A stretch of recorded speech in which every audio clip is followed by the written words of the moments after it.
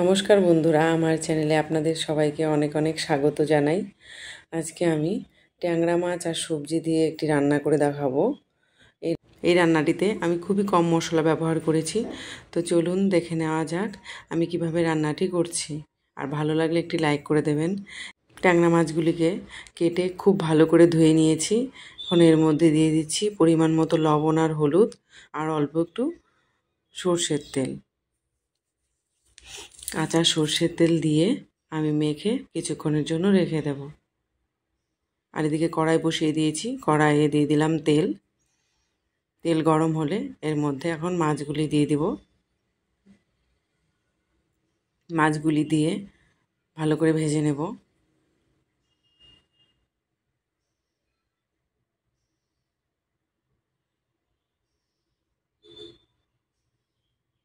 আর ট্যাংরা মাছের সাথে অন্যান্য কয়েকটা মাছও আছে।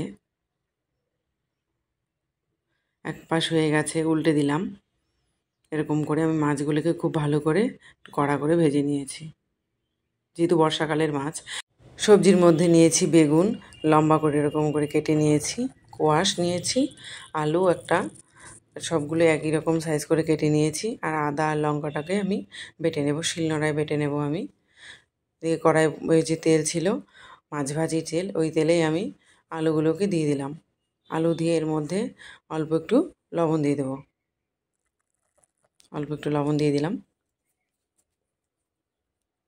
লবণ দিয়ে আলুগুলিকে একটু লাল করে ভেজে নেব। আলু ভাজা হয়ে গেছে, এখন আলুগুলোকে আমি নামিয়ে নেব। আর একটু তেল দিয়ে দিচ্ছি। তেল দিয়ে এখন আমি বেগুনগুলোকে ভেজে নেব। বেগুনগুলি দিয়ে এর মধ্যে অল্প একটু লবণ আর হলুদ দিয়ে দিলাম।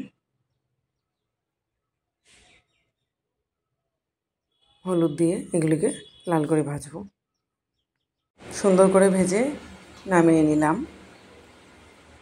কড়াইয়ে তেল ছিল, ওই তেলেই দিয়ে দিচ্ছি শুকনো লঙ্কা আর গোটা জিরে।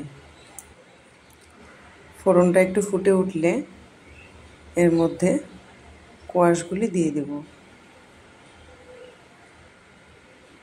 কোয়াশগুলি দিয়ে দিলাম। কোয়াশগুলি দিয়ে একটু ভেজে নিচ্ছি।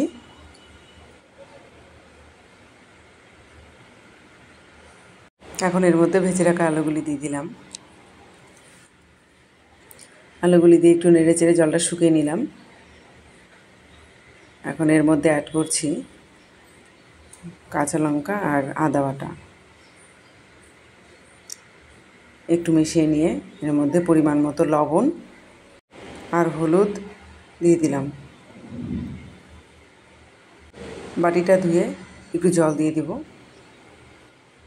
জল দেওয়ার পর এটাকে সুন্দর করে কষাবো।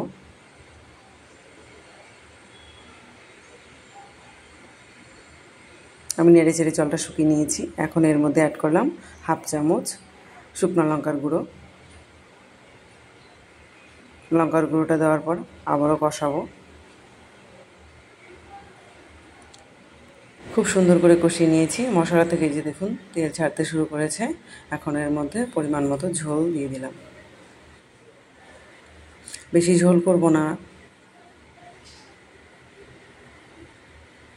ঝোল দিয়ে মিশিয়ে নিয়ে এখন ঢেকে দিলাম। ঢেকে আমি 5 মিনিট রান্না করব। 5 মিনিট পর ঢাকনা খুললাম। সবজি একেবারে সেদ্ধ হয়ে গেছে।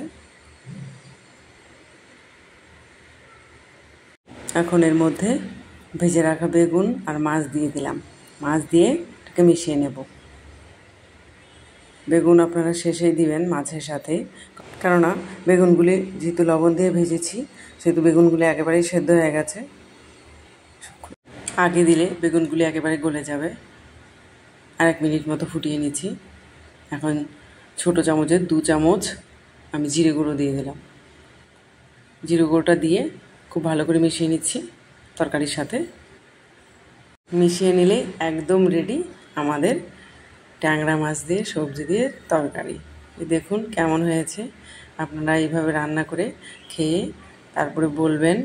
আর যদি রান্নাটি ভালো লাগে তাহলে লাইক শেয়ার কমেন্ট করবেন এবং চ্যানেলটিতে নতুন হলে চ্যানেলটিকে সাবস্ক্রাইব করে পাশে থাকবেন। অনেক অনেক ধন্যবাদ।